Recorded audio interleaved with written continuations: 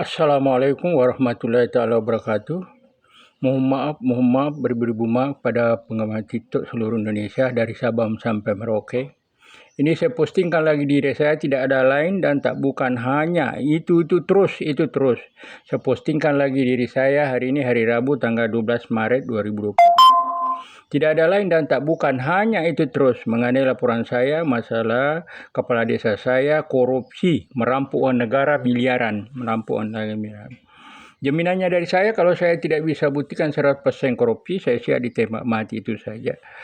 Begitu pula jumlah besarnya, kalau tidak sampai miliaran, saya siap ditembak mati.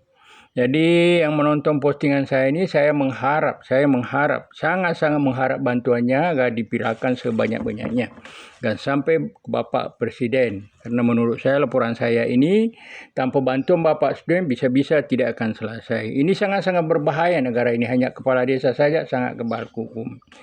Jadi yang mengenal saya, yang mengenal kepala desa saya, jangan ada berprasangka buruk bahwa saya ini seolah-olah sakit hati atau sentimen. Tidak sama sekali. Saya hanya merasa dipaksa dan terpaksa. Kenapa saya katakan demikian? Tidak ada kepala desa di Indonesia ini tempat melapor masalah tanah. Hanya dijanji bohong terus, hanya dibohongi terus saya dari hari ke hari, dari minggu ke minggu, dari bulan ke bulan, dari tahun ke tahun. Sehingga saya laporkan ke kecamatan tembusan kabupaten karena saya dibohongi terus, dijanji terus, janji bohong terus.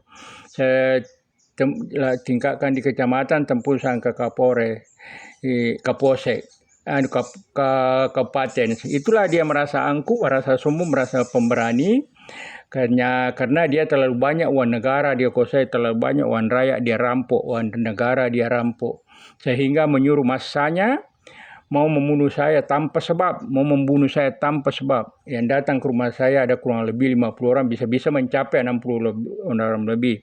Lebih berbahayanya lagi, dia punya pembunuh bayaran pakai pistol.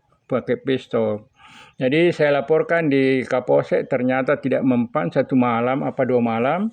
Undang lagi pembunuh bayaran dari Jakarta. Itulah penyebabnya, sehingga saya laporkan korupsinya. Saya kira namanya korupsi cepat ditanggapi oleh hukum, sepertinya bertele-tele.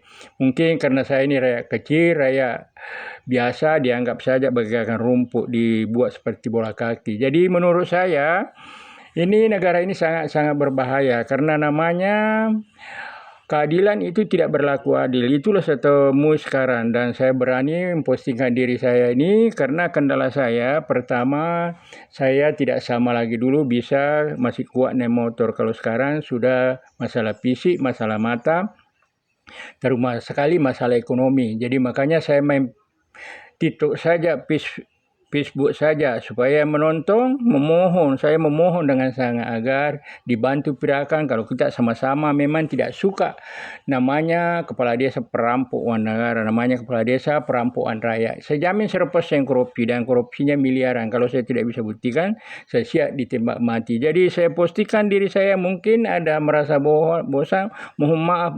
Saya memohon dengan sangat, janganlah merasa bosan, karena saya tidak ada bisa sampaikan hanya itu terus, karena begitulah keadaannya, begitulah kenyataannya. Jadi jangan ada berprasangka buruk bahwa saya sakit hati atau tidak.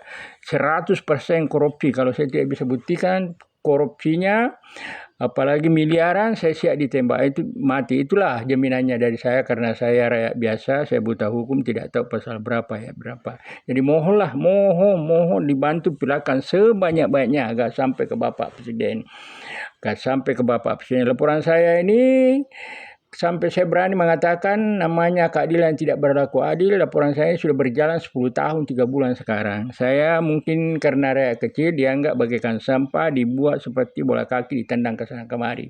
Kenapa saya katakan demikian? Kalau orang kaya seperti perusahaan sawit, saya lihat melapor 1 kali 24 jam mesti mereka bergerak, dan paling lama 20 hari selesai. Kadang 15 hari selesai. Tapi saya ini, laporan saya ini sudah berjalan 10 tahun, 3 bulan. Jadi namanya aparat penegak hukum, pemerintah, data apa dia meminta, dapat atau ya. Kalau mau jelas kita ke lapangan, sudah saya bisa tunjukkan dari tahun ke tahun, bukan cuma satu saja bangunannya, saya bisa tunjukkan sampai tahun 2023, 22 dan seterusnya. Kalau 24, 25 saya tidak memperhatikan lagi karena saya mengalami keadaan anak saya sakit, istri saya sakit. Jadi perlu Bapak Ibu ketahui dan orang-orang pintar ketahui bahwa data itu sudah lengkap dari saya, dokumennya dari saya, karena yang dikorupsi adalah uang negara, uang raya, ada namanya alokasi dana desa, disingkat ADD, sebelum masuk dana desa. Itu alokasi dana desa, singkat ADD, saya tidak tahu program dari mana, ada namanya PISIK-nya. PISIK-nya itu 50, artinya tidak pernah dipakai membangun, langsung dikantongi 100%. Bisa jadi saksi orang nomor 1 di kabupaten, karena kadang-kadang orang nomor 1 menyampaikan bahwa visi alokasi dana desa tersebut harus terbuka di desa, harus transparan di desa, dan harus dilelang. Itu tidak pernah lagi terjadi dan mulai besar tahun 2014 sampai sekarang, dan penyampaian dari orang nomor 1 di kabupaten itu setiap tahun meningkat. Jadi yang setahu saya mungkin sekarang visi alokasi dana desa sekitar 500 juta, 600 juta. Itu fiktif, artinya tidak pernah dipakai membangun, langsung masuk kantong 100%. Jadi namanya data, dokumen, apalagi yang mau diminta namanya para penegak hukum. Saya rasa sudah lengkap. Kalau mau tahu semua silakan. Kami kalau mau menentukan, ya itu saja. Kalau saya tidak bisa buktikan 100% korupsi, saya siap ditembak mati. Saya siap ditembak mati. Dan korupsinya miliar. Itulah data dari saya lengkap.